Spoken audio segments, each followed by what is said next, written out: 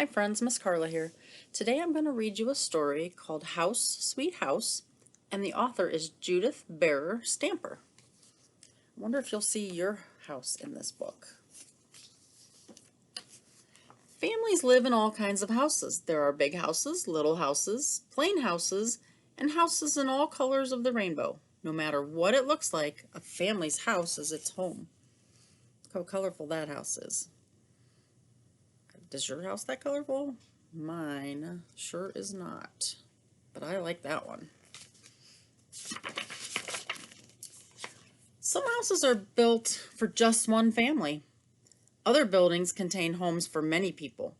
In the city, many families may live in one tall apartment building. See that? That's huge. In a small town, families often live in separate houses with their neighbors close by. That kind of looks more like Rittman, doesn't it? In the country, a family living in a farmhouse might be the only family for miles around. I know some of you friends might see houses like this when you're driving to school or driving around Rittman. We have those too. Houses come in different shapes. Some are square, some are round, and some shapes are a surprise. An A-frame house has a long sloped roof that goes all the way to the ground. Can you see that roof? That's kind of crazy. A-frames are often built in snowy areas because the snow slides right off the roof. So it does kind of look like the letter A, doesn't it? But what else, what kind of shape does that look like? Yep, it looks like a triangle. In one part of China, people live in tulos. A tulo is an O-shaped building with apartments circling the center. I don't know about you, but I think that kind of looks like a spaceship to me. That's all the way in China. And some houses on the edge of the desert are shaped like beehives with people living inside. Check that out. I don't know if I'd want to live in a beehive. Well, it's not a beehive. It just looks like one. Let me open this one up a little. People sometimes build houses out of whatever they can find close at hand. In a rocky place, people gather up stones and stack them on top of each other and make sturdy houses that last a really long time. Lots of stones in that one. In dry places, people mix together mud and straw. They shape it into walls, and they build a house from the earth. And on tropical islands, people turn palm trees into cool, leafy houses that let the breeze blow through. Look at that one. Now, you guys know that I love palm trees. So I think I could try to live there. What do you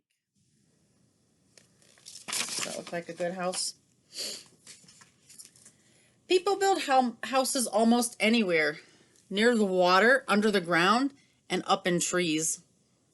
People along rivers build their houses on stilts to keep their families high and dry. Can you see that? The water's down here, and these tall sticks, they call those stilts, and the house is on top, so it doesn't get wet. Some people even live underground, in houses that are hidden from sight. Look at that. They go way down the steps, down underground. Other people build houses high up in the tree to stay safe from wild animals. That would be cool to live in a tree house, huh? We've seen a lot of different houses so far. Most houses stay in one place, but some houses can travel along wherever a family goes. Sheep herders in Mongolia live in houses called yurts. They're white tents that can be taken down, folded up, and carried to a new place. People who live on houseboats can anchor their house at a dock or travel up and down the river. Look at that. It's a house that's floating. There are even houses on wheels. Family can drive their mobile homes anywhere and have their houses with them when they stop. Have you ever gone camping before? In a big camper like that? That would be kind of cool.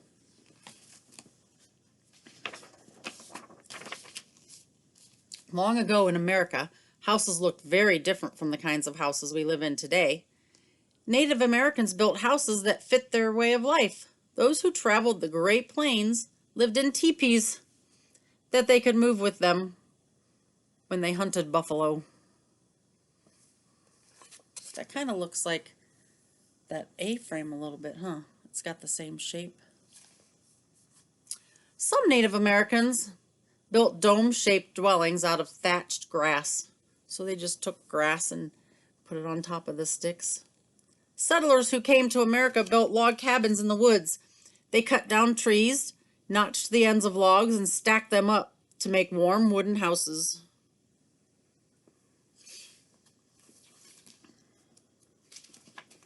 Some houses are famous all over the world because important people live there. The White House in Washington, D.C. is the home of the President of the United States and their family. This is Buckingham Palace. It's in London. We're the home of the King and Queen of England. And visitors come every day to watch the changing of the guard. So they have all these like soldiers guarding their house. And this is the Forbidden City, which stands in Beijing, China. And it's now a museum. Long ago, it was the Imperial Palace of the Chinese Emperor. Those are some pretty cool looking houses. Houses give people protection, comfort, and warmth. A tent in the Sahara Desert has sides that can roll up to catch a breeze and roll down when there's a sandstorm. So do we have sandstorms around here? Not really. We have something called, what do you think? A storm. Snowstorms? But in the desert, they have sandstorms. In freezing weather of the Antarctica, an igloo made out of snow can become a temporary home for hunters and travelers. Would you like to live inside a big ice cube? I don't know about that. A house with a burning fireplace can make a family feel cozy and comfortable. There you go. That's more like it. I'd rather be warm than cold. Houses are places to eat, sleep, work, and play. Kitchens are busy places in homes all over the world. Families make everything from burritos and biryanis to barbecue.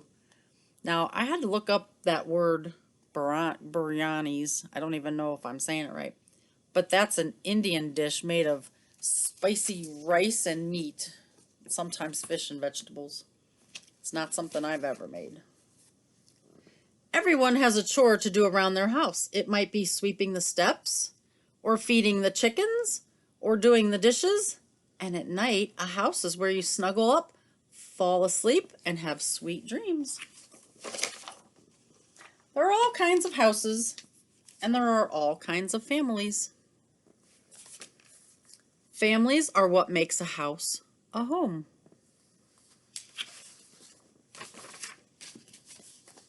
Where do you live?